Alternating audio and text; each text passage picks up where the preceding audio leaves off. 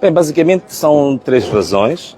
A primeira foi um convite que recebi do Conselho da SADC das ONGs, uma espécie de um fórum das ONG da SADC. Tínhamos 3 dias de um trabalho relativamente à cooperação que eles estão a pedir a titulares de órgãos públicos, mas também políticos, influentes na nível da SADC, que é para fortificar a atividade deles. Esse é o primeiro ponto. O segundo tem a ver com a visita, portanto, o convite que eu tive do antigo presidente de Botsuana, Ian Khama, que era para termos uma conversa que foi, para mim, uma das coisas mais espetaculares que eu já vivenciei enquanto pessoa, não é? Okay. E a terceira, falta a terceira. Então a terceira questão tinha a ver com uma parceria que nós fizemos com a mídia, um canal de mídia global que estava no Botsuana e que está neste momento a fazer alguns acordos informais com determinadas figuras que eles acham que querem ter informação privilegiada. Então, basicamente, foi isto que me levou a sair do país. Então, o Venâncio Milhões nunca chegou a fugir do país? Não, de forma nenhuma, porque tu sabes que no dia 9 de janeiro, e eu já vou responder a tua, senão vai ficar ciumento. Dia 9 de janeiro, quando eu cá cheguei, eu disse que tinha 3... tá bem, dia 9 de janeiro, quando eu aqui cheguei, eu tinha definido os 3 objetivos que me levaram a voltar ao país. E um deles, né, o principal objetivo, era estar à disposição exatamente da justiça, porque eu sabia que haviam vários comunicados da PGR que diziam que haviam processos que corriam contra mim, apesar de eu nunca ter sido notificado sobre os mesmos. Então eu dizia que eu estava aqui presente, que para enfrentar a justiça, responder por tudo que for acusado. A segunda razão era mostrar a minha disponibilidade para a mesa do diálogo, que diziam que eu não podia participar, porque eu estava fora, que era impossível. E o terceiro era exatamente também estar próximo do meu povo. Como vocês sabem, estamos numa fase que estão a acontecer muitos sequestros, muitos assassinatos, incluindo até valas comuns, que provei isso. Fiz uma viagem para Tete que diziam que não existiam valas comuns e nós provamos isso. Então estou aqui, perto do meu povo, que está sendo massacrado, está a acontecer um genocídio verdadeiro aqui em Moçambique. Então não fazia sentido eu estar distante quando estivesse a acontecer esse massacre, esse assassinato. Então não havia razões, respondendo à tua questão mais diretamente, não havia razões nenhumas para fugir, não é? Não há razões absolutamente nenhumas para fugir. Então, aconteceram mais 2 assassinatos este fim de semana? Sim. E há 2 assassinatos que aconteceram em Macinga. E coisa curiosa é que esses 2 assassinatos, eles têm 2 precedentes interessantes.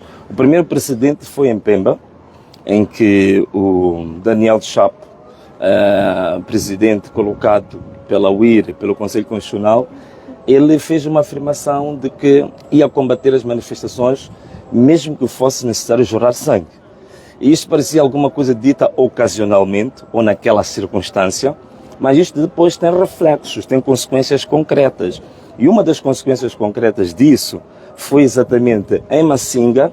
Curiosamente, há um vídeo que se tornou viral ainda há dias, que mostra um chefe de quarteirão a falar com a polícia, a dizer que conhecia as pessoas que eram responsáveis pelas manifestações e que estava ali todo furioso porque a polícia deveria agir e que ele estava disponível a mostrar essas pessoas. E no dia seguinte, exatamente os meus colaboradores em Macinga foram assassinados. Portanto, há uma relação de causa e efeito aqui muito grande. Também não é só este caso. Dia 5 de março também, quando nós estivemos a fazer a nossa marcha de celebração, aquilo é uma marcha de celebração, não tinha nada a ver com distúrbios, como tu sabes. Aliás, já fizemos a mesma em vários sítios. Fizemos em Tete, fizemos em Gaza, fizemos em Inhambane, fizemos na cidade de Maputo, já chegamos a fazer, fizemos na província de Maputo, várias marchas de celebração, nunca houve problemas absolutamente nenhums. No dia 5 de março, como reflexo dessa expressão, que posso dizer, dessa instrução de alguém que se intitulou chefe de Estado, de que de fato devia-se começar a jurar sangue, e queria-se jurar também o sangue do Venâncio. Mas estou aqui, estou disponível para tudo o que for a consequências de defender esse povo e lutar por esse povo. Amanhã vai a Procuradoria. Agora vou responder aqui. Sobre a PGR, como é que vai? Sobre a PGR, né? É a mesma pergunta, né? Vocês os 4 querem? Não, o que eu espero da audição da manhã, para dizer a verdade, as minhas expectativas não são assim tão grandes, né? As minhas expectativas não são assim tão grandes em termos de se mostrar que estou perante uma instituição que tem como competência salvaguardar a natureza de um Estado de Direito e democrático. E digo isto por quê? Digo isto por uma razão muito simples. Nós temos vários processos que nós pessoalmente, eu pessoalmente submeti à PGR. Ainda no período da pré-campanha, em agosto de 2024, eu sofri um atentado em Zavala, em Inhambane, em Kessico. E nós submetemos a uma queixa-crime no mesmo dia em que estava o procurador de Kessico. Este caso, passado mais de 6 meses, não tem desfecho. E tínhamos todos os elementos lá. O indivíduo que atentou contra a minha vida foi imobilizado, trazia uma arma de 9 milímetros e tinha 15 balas na câmara. O que foi feito pelo comandante, o comando distrital de Kessico, foi abrir a porta e permitir que aquele indivíduo fugisse. E até hoje, esse caso não tem desfecho nenhum. Segundo caso que nós tivemos, um pouco antes da campanha iniciar, nós submetemos uma denúncia à PGR do uso de bens públicos por um dos candidatos. Usou o avião presidencial, usou as viaturas que estavam alocadas ao Ministério da Educação, eu vi isso, indicamos os locais, usou inclusivamente a militares da Casa Militar, usou várias viaturas do Ministério da Saúde, incluindo viaturas das Forças de Defesa e Segurança numa pré-campanha de um partido. Este caso foi submetido, passam mais de 6 meses, não há notificação absolutamente nenhuma e de ninguém. Estamos aqui. E uma coisa curiosa em relação a Inhambane, ao atentado que eu sofri em Kessico, veja só, o indivíduo que foi apanhado em flagrante, com uma arma pronta a disparar para mim, o que foi feito é permitir que o indivíduo fugisse. Uma coisa que não está provada, que correu-se tanto, foi o processo contra a minha pessoa, dizendo, portanto é um processo civil, de que pelas minhas instruções se destruíram 350 quilômetros de estrada em Inhambane. Isso foi muito rápido, foi muito célere, mas o atentado à minha própria vida até hoje não há absolutamente nada. Então o que está acontecendo também com a própria PGR. A PGR tem tantos processos nossos lá, que já submetemos por várias situações, o último dos quais apresentamos um relatório das vítimas que são quadros da minha organização política neste momento. Portanto, eu tenho coordenadores ao nível de todas as províncias, todos os distritos e alguns postos administrativos. Então nós fizemos um relatório muito detalhado das vítimas de violência extrema da polícia. Só na minha organização política foram 398 casos de violência extrema da polícia, incluindo 40 mortos.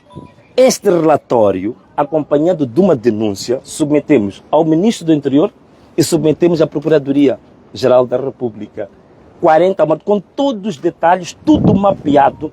Até hoje não há nenhuma notificação sobre essa matéria. Mas são tão céleres a notificar-me, a fazer todo o espetáculo público. Até aqui nós temos que apresentar um protesto. A Procuradoria, pela sua natureza, processos que estão em instrução, não pode tornar esses processos espetaculosos. A Procuradoria não pode funcionar como funcionam os blogueiros, facebookeiros, pegar processos, notificações, colocar em público antes de notificar o visado. A TVM esteve a anunciar a minha notificação antes de eu próprio receber a notificação. Portanto, isto aqui é uma vergonha total. Né? Já se nota o nível de parcialidade dessas instituições. Portanto, não há muita coisa para esperar aqui. Temos pessoas, já temos este caso ainda há pouco tempo que falamos desses 2 assassinatos. Temos o caso gritante de Tete, distrito de Macanga. 8 indivíduos que são quadros da minha organização política foram assassinados e colocados numa vala comum em Furancungo. Este caso até hoje não tem absolutamente nenhum desfecho nem andamento. Para não falar do Elvino Dias, desde 19 de outubro, regado com 25 balas, até hoje, desde 19 de outubro até hoje, não existe uma notificação nem para a família, nem para mim, porque ele era meu mandatário nacional e meu advogado pessoal, nem sequer para os amigos mais próximos, nem para a organização política que o Elvino representava na altura. Até hoje não existe nenhuma notificação, nenhum comunicado da Procuradoria, mas estão cheios de comunicados em relação ao Venâncio. E comunicados tendenciosos, comunicados que não têm parcialidade, que não são objetivos. Nós, inclusivamente, respondemos a um dos comunicados e que nós mostramos, com base na lei, que a Procuradoria estava a cumprir um papel que não é o papel dela. que é papel de propaganda de um partido, não é papel da Procuradoria. Portanto, a Procuradoria tem vários elementos neste momento a seu desfavor, porque está a funcionar como uma célula do Partido Frelimo e não propriamente uma Procuradoria-Geral da República. Então vai tranquilo amanhã para a Procuradoria? Claro que vou tranquilo, nem preciso fazer uma grande preparação, tudo o que estou a falar tenho de memória, porque os casos são tantos que nem preciso andar a fazer preparações longas e prévias, são tantos casos. Mas, só para terminar, temos o caso de 400 mortes que aconteceram de outubro até dezembro, mais ou menos. Janeiro reduziu um bocadinho. De outubro até dezembro, 400 pessoas assassinadas. Diga-se a verdade, são pessoas que foram assassinadas pelas Forças de Defesa e Segurança, em concreto pela UIR.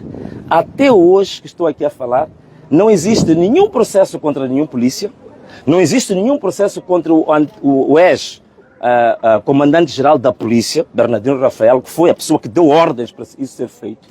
Como é que é possível? 400 pessoas assassinadas num país, não há nenhum inquérito, não há ninguém processado, não há ninguém que vá à audição, não há ninguém que vai prestar declarações. Eu amanhã vou prestar declarações. O Bernardino Rafael nunca foi prestar declarações, mas mandou assassinar 400 pessoas. Em que país é que nós estamos? Portanto, isto para mim, até certo ponto até eu acho bom o que vai acontecer, porque é uma forma de cair a máscara da própria Procuradoria, que fica claro que não é uma Procuradoria imparcial, não é uma Procuradoria que está ao serviço do povo, é uma Procuradoria que está a responder a tendências partidárias, ideológicas, partidocratas muito concretas. E para mim, uma das coisas mais graves em relação à Procuradoria é exatamente pelo fato de, neste momento, no xadrez político, no campo político, vocês sabem, a Frelimo, neste momento, o próprio candidato, o presidente empurrado pela UIR, neste momento sabem que não tem base social de apoio. Sabem que não tem base, não tem povo, não tem ninguém que lhes apoia. É por isso que até hoje, apesar de terem ganho, ou dito que ganharam com 70%, não conseguiram ir à rua agradecer os 70%. Não conseguem fazer porque sabem que não tem povo. Então, uma forma de se refugiarem da dura realidade de saberem que não tem apoio social, não tem base social, não tem apoio ninguém do povo, agora foram recorrer à Procuradoria como um instrumento. Para quê? Para intimidar, para aterrorizar, para meter medo. Para quê? Para ver se conseguem colmatar o déficit que eles têm de não terem povo. Mas isso não se colmata aterrorizando as pessoas, nem matando as pessoas. Se você não tem povo, não tem povo. Se as pessoas não te querem, não te querem. O grande problema deste governo e deste senhor que se diz presidente é a falta de legitimidade. Se você não tem legitimidade, você não resolve com força. A legitimidade você resolve ganhando o coração das pessoas. Palavra simples. Há quem está aqui pode não entender o que é isso de legitimidade. Legitimidade é simples. Legitimidade é a pessoa te querer ou não te querer. É só isso. Então não te querem. Não diz querem. É só isso. Não tem legitimidade. Tem ideia de quantos processos correm contra si a esta altura? E no caso de amanhã, qual é o processo que está? Bom, olha, aquilo que eu sei de uma forma geral, dizem que tem processos em todas as procuradorias provinciais, com exceção de 3 províncias. Então vamos contar, como temos 11 províncias, vamos contar 8 a nível das procuradorias provinciais, que eu sei 8, o que mais? Sim, a consciência que eu tenho são 8, são 8. São 8. Não, nunca fui notificado. Nós tivemos que forçar para saber isto. Nós enviamos uma carta em novembro, que só foi respondida, acho que há 2 semanas.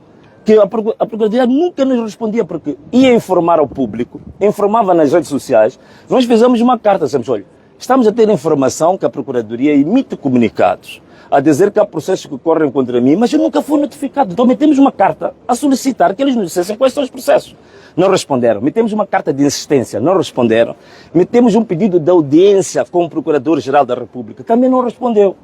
Mas como sabiam que havia esta audiência agora, então fizeram um rascunho rapidamente para informar quais são os processos que correm contra mim, que tenho que falar com o meu advogado, mas pelo que eu saiba são 8 processos contra mim. Agora, qual deles é que eu vou responder amanhã, não sei, né? Não sei qual deles, mas estou pronto. Isto ocorre no momento, no dia 5, sabemos, o país houve uma assinatura de acordos de referência dos partidos políticos, aquilo que vai ordenar o debate político. E quero saber se a Venâncio Mondlane teve acesso a essas referências que vão ordenar o debate político, algum momento foi consultado, foi ouvido sobre este debate político que vai ocorrer já? Não, quer dizer, formalmente não, né? Eu tive alguns contactos informais, portanto, os 4 partidos signatários dos termos de referência para o diálogo, agora fica muito curioso, porque nós já achávamos que era o acordo. Afinal de contas, são termos de referência para ir dialogar, para depois fazer o acordo. Então, e o povo está aí com fome, o povo está preocupado, o povo está aflito, o povo está sendo assassinado, mas agora ainda se vai fazer os termos de referência para ir fazer o acordo, né? Então, a grande questão é que eu tive um contacto informal com os 4 partidos quando eu acabava de chegar do exílio e que eles vinham para saber o que eu achava, o que eu pensava, mas não me deram um documento físico, só vinham colher a minha opinião, aquilo que eu achava sobre esse acordo, que é público. Eu sempre já disse a todo mundo, toda a gente sabe o que eu acho que devia constar do acordo, que infelizmente estou a ver que estes termos de referência nem sequer fazem referência a isso. Yeah. Muito obrigado.